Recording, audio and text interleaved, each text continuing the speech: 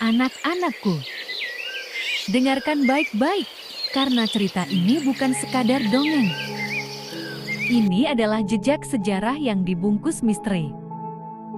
Ibu akan kisahkan tentang Candi Borobudur. Bangunan batu yang menjulang seperti gunung di tanah Kedu yang subur. Dahulu kala, di tanah Jawa yang dikelilingi gunung-gunung megah, berdirilah sebuah kerajaan bernama Syailendra. Rajanya agung, bercita-cita meninggalkan tanda kebesaran yang tak lekang oleh waktu.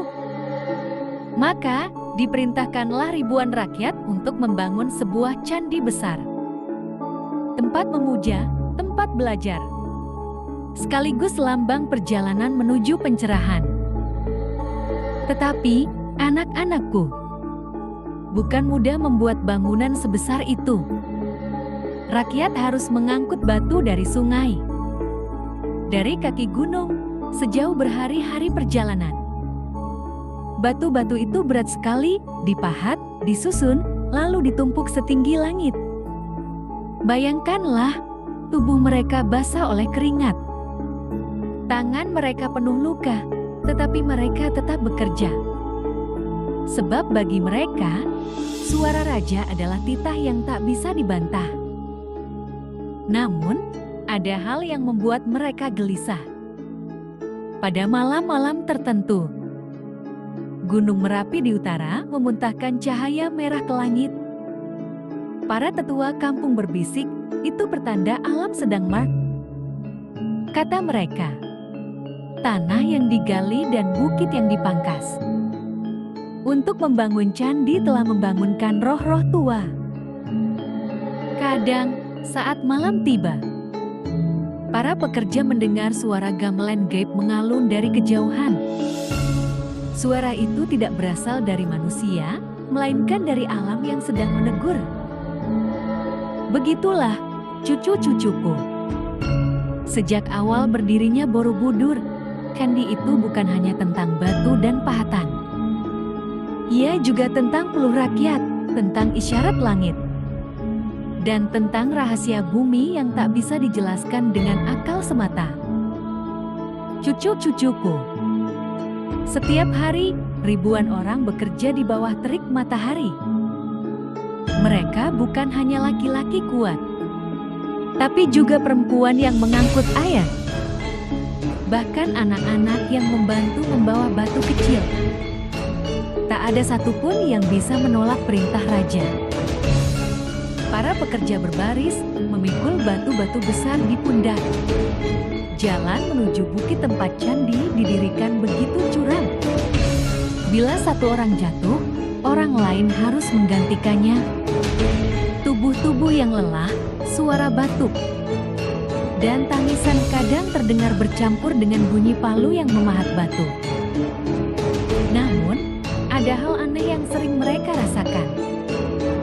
Saat angin bertiup kencang dari arah gunung, terdengar suara samar seperti bisikan. Berhenti. Tanah ini sudah tua. Jangan kau bongkar terlalu banyak. Rakyat yang percaya pada bisikan itu mulai merasa takut. Mereka berdoa dengan cara masing-masing. Ada yang menancapkan sesaji di tanah, ada yang menyalakan dupa.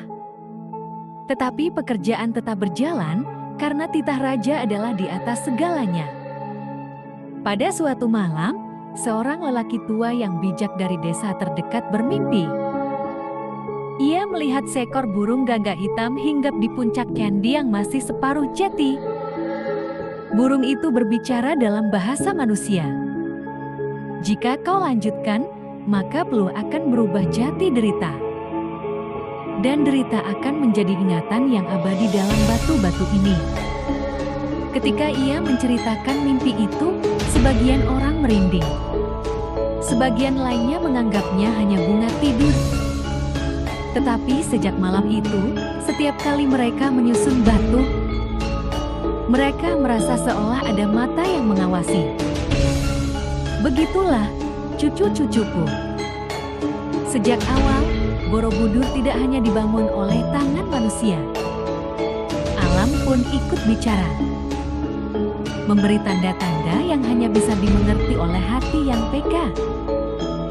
Begini cucu-cucuku, alam adalah ibu. Jika kau sakiti dia, engkau pun akan merasakan sakitnya. Jika kau jaga dia, engkau akan hidup dalam berkahnya. Setiap batu yang tersusun di Borobudur bukan hanya hasil pahat tangan manusia, tapi juga bisikan doa yang tak terdengar. Para pekerja yang letih sering berhenti sejenak sebelum meletakkan batu. Dengan napas tersengal, mereka menutup mata dan berbisik pelan. Semoga anak cucuku kelak tak merasakan penderitaan seperti ini. Ada pula ibu-ibu yang setiap malam datang membawa bunga, meletakkannya diam-diam di sela-sela batu, sembari berdoa agar suaminya kuat menanggung beban. Bunga itu tak pernah bertahan lama. Tersapu hujan atau terinjak pekerja lain, tapi doanya melekat dalam batu untuk selamanya. Di tengah malam yang sunyi, sebagian orang mendengar seperti ada suara gamelan lembut dari arah bangunan yang setengah jeti. Konon, itu bukan gamelan manusia, melainkan gema doa rakyat yang menjelma menjadi irama. Seorang tetua desa berkata, kelak, ketika orang-orang berziarah ke candi ini, mereka bukan hanya melihat batu. Mereka akan merasakan doa yang bergetar. Doa yang tak pernah mati. Maka Borobudur pun bukan hanya candi. Ia menjadi kitab batu. Tempat doa rakyat sederhana terukir abadi, doa untuk kedamaian, untuk keseimbangan, dan untuk kehidupan yang tak merusak alam. Hari-hari pengerjaan Borobudur semakin berat. Rakyat mengangkat batu dari sungai, menarik kayu dari hutan, dan memahat relief tanpa henti. Keringat bercampur dengan debu. Tangan mereka penuh luka. Namun perintah raja harus dijalankan. Pada suatu musim, hujan turun tanpa henti. Tanah di sekitar bangunan menjadi becek, licin, dan longsor. Batu-batu besar sulit dipindahkan. Banyak yang tergelincir dan hancur sebelum sampai di puncak. Rakyat mulai merasa seakan langit sendiri sedang menentang. Tak lama kemudian, Merapi meletus. Asap hitam membumbung tinggi dan hujan abu jatuh hingga ke desa-desa. Malam tampak siang, suara gemuruh gunung membuat hati rakyat gentar. Banyak yang berbisik, mungkin alam marah karena tanahnya terus digali dan hutannya habis ditebang. Namun pekerjaan tak bisa dihentikan. Raja percaya Borobudur harus selesai. Maka rakyat pun pasrah meski hati mereka gelisah.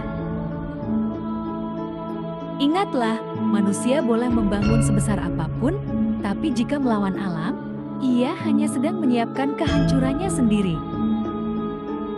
Ketika hujan deras dan letusan gunung membuat hati gentar, rakyat menyadari satu hal, mereka tidak bisa melawan alam. Mereka hanya bisa berjalan bersamanya.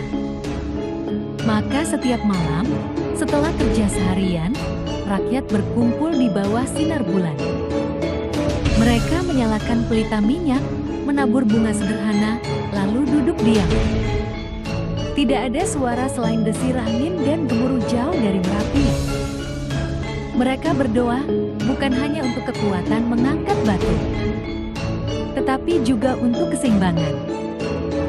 Doa agar hutan yang ditebang kembali tumbuh. Doa agar sungai tetap jernih. Doa agar anak cucu bisa hidup lebih damai daripada mereka. Konon, doa-doa itu masuk ke dalam setiap relief yang dipahat. Lihatlah dinding Borobudur. Cucu-cucuku, kisah kehidupan, roda kelahiran. Perjalanan menuju pencerahan semua bukan sekadar ukiran. Itu adalah napas rakyat yang ingin bersatu dengan alam. Nenek tua kala itu pernah berkata, "Kita hanya menaruh doa di batu. Biar waktu yang menjawab, biar anak cucu kita yang merasakan buahnya." Dan benar saja, hingga kini, ketika orang naik ke puncak Borobudur, berdiri menatap matahari terbit, mereka sering merasakan keheningan yang dalam. Itulah gema doa rakyat yang masih hidup bersama alam. Setelah puluhan tahun pengerjaan, Borobudur akhirnya berdiri megah. Ribuan batu tersusun, relief terukir, stupa menjulang. Rakyat yang dahulu meneteskan keringat merasa lega. Meski mereka tak pernah benar-benar merasakan hasil dari kerja keras itu. Namun zaman terus berubah.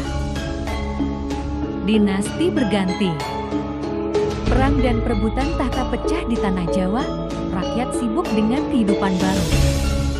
Ladang dan sawah menanti.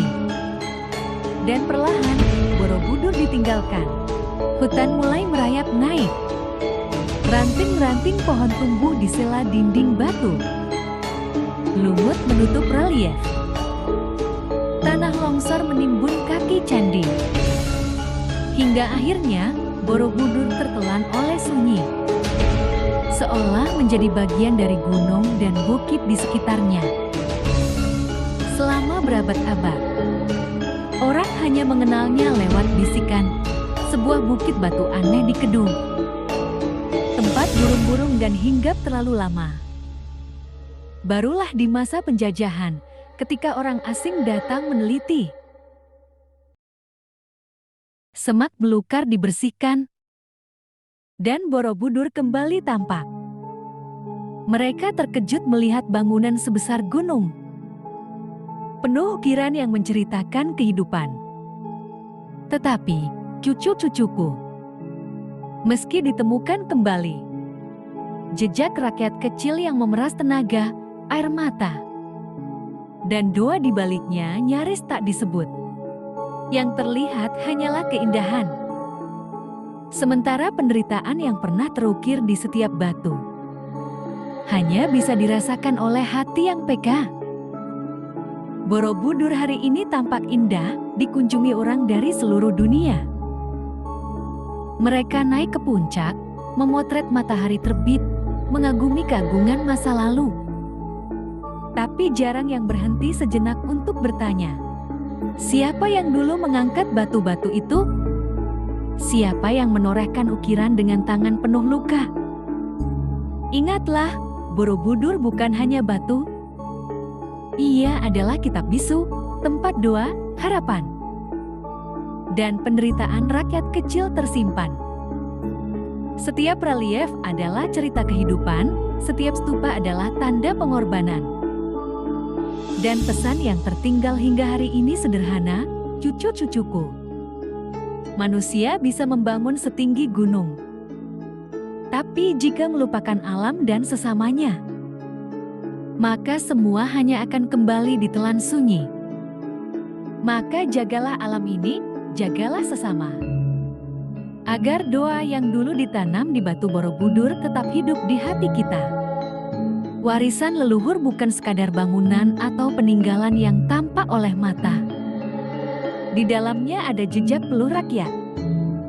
Doa yang disematkan dalam batu. Serta kebijaksanaan yang menuntun agar manusia hidup selaras dengan alam. Menjaganya berarti menjaga keseimbangan hidup. Melestarikan bukan hanya bentuknya, tetapi juga roh nilai yang dikandungnya.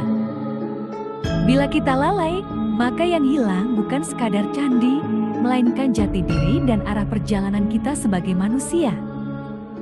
Demikianlah akhir dari kisah sejarah ini. Semoga dapat menjadi pelajaran berharga bagi kita semua. Terima kasih sudah menyimak sampai selesai. Jangan lupa untuk like, share, dan subscribe agar tidak ketinggalan cerita menarik berikutnya. Wassalamualaikum warahmatullahi wabarakatuh.